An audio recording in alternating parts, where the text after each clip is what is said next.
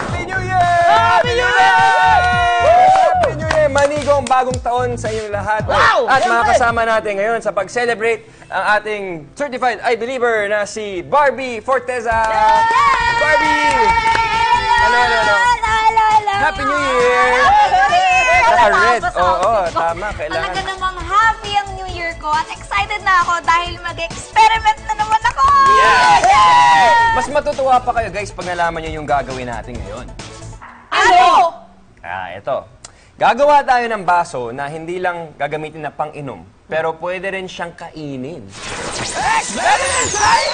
Ito ang mga kailangan natin para sa ating gummy glass experiment. Stove, plastic cup na malaki, plastic cup na maliit, gelatin powder, spatula, mug, and water. Lalagyan natin ng tubig ang ating mug. Okay, ang mug na ito ay 300 ml. Okay, kailangan natin para sa experiment na to, gagamit tayo ng 600 ml. Oops. Sorry.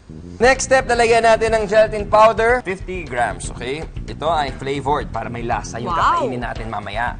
Ito yung isa may flavor. May kulay. May kulay. Then, using the spatula, imimix natin siya. After that, ibubuhos na natin siya dito sa malaking cup. Strawberry? Strawberry Okay. jelly. Oh, Yeah. buto. So, after mixing, bubuhos natin siya dito sa ating large cup. Siguro kalahati lang. Yan. Okay, and then, lalagyan na natin ng small cup. Kailangan natin na lumubog itong maliit na cup. Kailangan siya lumubog, kaya lalagyan natin ng konting pampabigat. Lalagyan natin ng tubig. Para ganyan siya. Ayan, so may weight na siya dyan para hindi umangat yung small cup, okay? Next, papalamigin natin siya ng ganyan for 10 minutes, roughly 10 minutes, and then papasok natin siya sa refrigerator. Pero guys, no need to worry, no need to wait. Wow! Oh, diba? Okay, so ang gagawin, tatanggalin na natin Okay. yung maliit na baso na nasa loob. Oh. Pwede na. Sige, sakayin mo na. Pwede rin. Tanggal Ako din, Jay. Gaya. So, tatanggalin natin ngayon itong gelatin by squeezing it.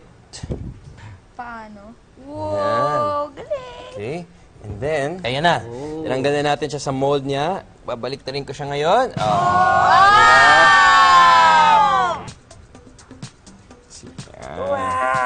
Ayan na siya, di ba? Yay! Sige, kayo na. Sa jelly na ako. Kakaibang tubig. Pwede na natin kainin. Kamayin na natin yung gelatin.